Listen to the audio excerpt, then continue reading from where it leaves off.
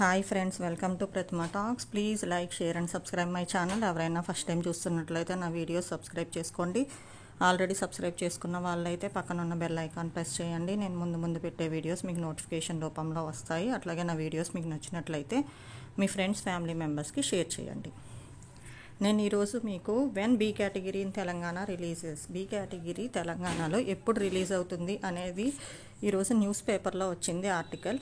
దాని గురించి engineering be category ప్రకటన ఎప్పుడు, దీని గురించి ఈరోజు అంటే తెలంగాణ స్టేట్కి సంబంధించి ఈరోజు ప్రకటన వచ్చింది. దాని గురించి చెప్తున్నాను.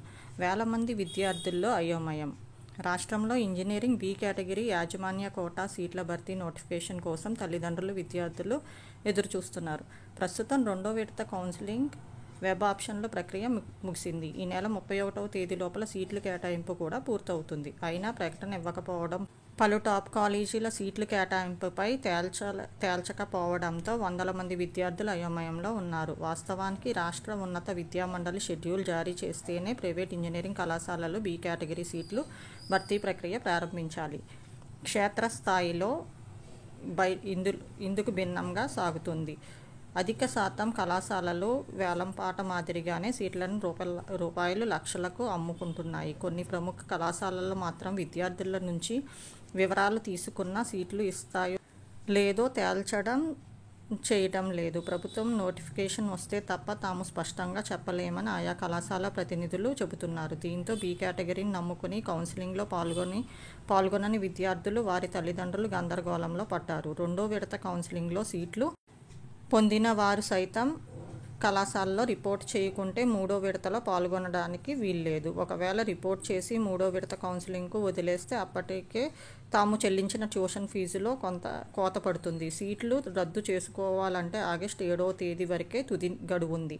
బీ కేటగిరీ సీట్లపై స్పష్టత వస్తేనే తాము రిపోర్ట్ చేయకుండా మానుకోవచ్చని విద్యార్థులు భావిస్తున్నారు. అసలు మొదటి విడత కౌన్సిలింగ్ ముగిసిన వెంటనే యాజమాన్య కోటా భర్తీకి షెడ్యూల్ ఇస్తే బీ కేటగిరీ సీట్లపై స్పష్టత వస్తుంది. ఇలా చేయకపోవడంతోనే సమస్యలు వస్తున్నాయని విద్యార్థులు వాపోతున్నారు. తాము చివరి వరకు వేచి చూశాక మంచి కళాశాలలో సీటు దక్కక బీ కేటగిరీ కోసం వెళితే కళాశాలలో ఖాళీలు లేకుంటే తమ పరిస్థితి ఏమని ప్రశ్నిస్తున్నారు. ఇప్పటికిప్పుడు నోటిఫికేషన్ జారీ చేసిన దరఖాస్తులకు ఆహ్వానించాలి, మెరిట్ జాబితాను రూపొందించాలి, ఎన్ఆర్ఐ కోటా అయితే స్పాన్సర్స్ను వెతుక్కోవాలి. ఈ మొత్తం ప్రక్రియ కనీసం వారం రోజులకు పైగా పడుతుందని విద్యార్థులు వాపోతున్నారు. దీనిపై ఉన్నత విద్యామండలి వర్గాలు మాట్లాడుతూ తాము ప్రభుత్వానికి దస్త్రం పంపామని, అక్కడి నుంచి అనుమతి రాగానే నోటిఫికేషన్ ఇస్తామని చెబుతున్నారు.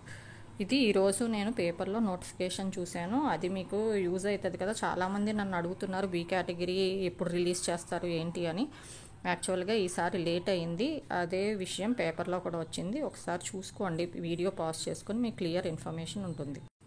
నాకు తెలిసి ఈసారి బీ కేటగిరీకి చాలా కాంపిటీషన్ ఉండేటట్టుంది. ఎందుకంటే ఇది సెల్ఫ్ రిపోర్టింగ్ కూడా ఈ ఎంసెట్ కౌన్సిలింగ్లో థర్డ్ ఫేజ్ తర్వాత అంటే ఫైనల్ ఫేజ్ తర్వాత పెట్టారు కాబట్టి చాలామంది బీ కేటగిరీకి వచ్చే ఛాన్స్ ఉంది. చాలా కాంపిటీషన్ ఉంటుంది. నాకు తెలిసి లాస్ట్ ఇయర్ కట్ ఆఫ్కి ఇప్పుడు ఈ ఇయర్ కట్ ఆఫ్కి చాలా డిఫరెన్స్ వచ్చేటట్టు అనిపిస్తుంది. దీన్ని బట్టి చూస్తే ఒకసారి చూసుకోండి. నాకు తెలిసి దగ్గరలోనే బీ కేటగిరీ నోటిఫికేషన్ పడే ఛాన్సెస్ ఉన్నాయి. Please like, share and subscribe my channel. మీరు లైక్ చేసి, షేర్ చేసి, సబ్స్క్రైబ్ చేస్తే నేను పెట్టే ముందు వీడియోస్ మీకు నోటిఫికేషన్ రూపంలో వస్తాయి. అట్లాగే నన్ను ఎంకరేజ్ చేసిన వాళ్ళు అవుతారు. Thank you friends.